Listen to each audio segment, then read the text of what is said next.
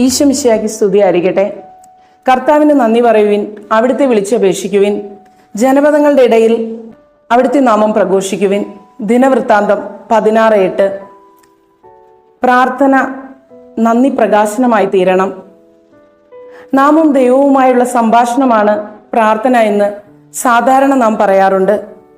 പക്ഷെ ഒന്ന് ഓർത്തു നോക്കൂ, പലപ്പോഴും നമ്മുടെ ഈ പ്രാർത്ഥനകൾ നമ്മുടെ പരാതികളുടെയും പരിദേവനങ്ങളുടെയും ഒരു സംഭാഷണം മാത്രമായി ഒതുങ്ങി പോവാറില്ലേ? ഈശോയ്ക്ക് നമ്മോട് പറയാനുള്ളത് കേൾക്കാൻ വേണ്ടിയിട്ട് എപ്പോഴെങ്കിലും നമ്മൾ ചെവിയോർക്കാറുണ്ടോ?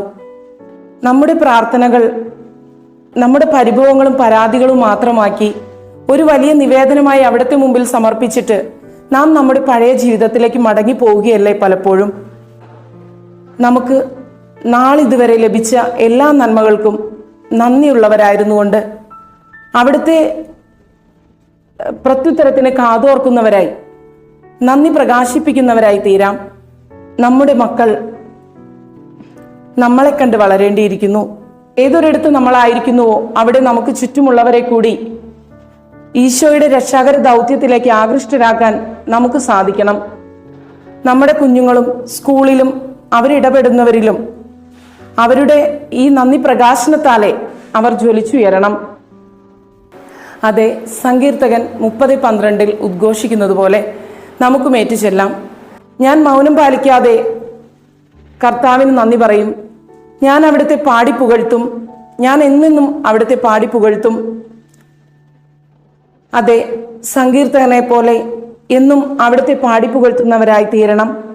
അങ്ങനെ ഈശോയുടെ നന്ദി പ്രകാശിപ്പിക്കുന്നതിൽ പിശുക്കു കാണിക്കാതെ എന്നും അവിടുത്തെ വിശ്വസ്തരായിരുന്നുകൊണ്ട് അവിടുത്തെ രക്ഷാകര ദൗത്യത്തിന് ചുക്കാൻ പിടിക്കുന്നവരാകാൻ നമുക്കും സാധിക്കണം.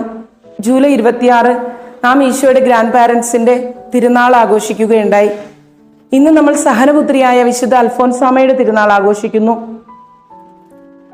എല്ലാവർക്കും വിശുദ്ധരുടെ തിരുനാളിന്റെ മംഗളങ്ങൾ നേർന്നുകൊണ്ട് ഞാൻ നിർത്തുന്നു. സ്നേഹപൂർവം.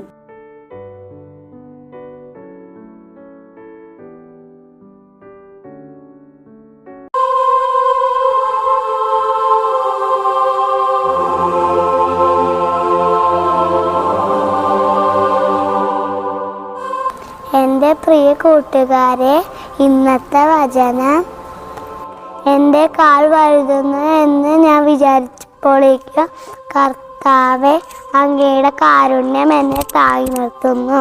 സങ്കീർത്തനം 94:18.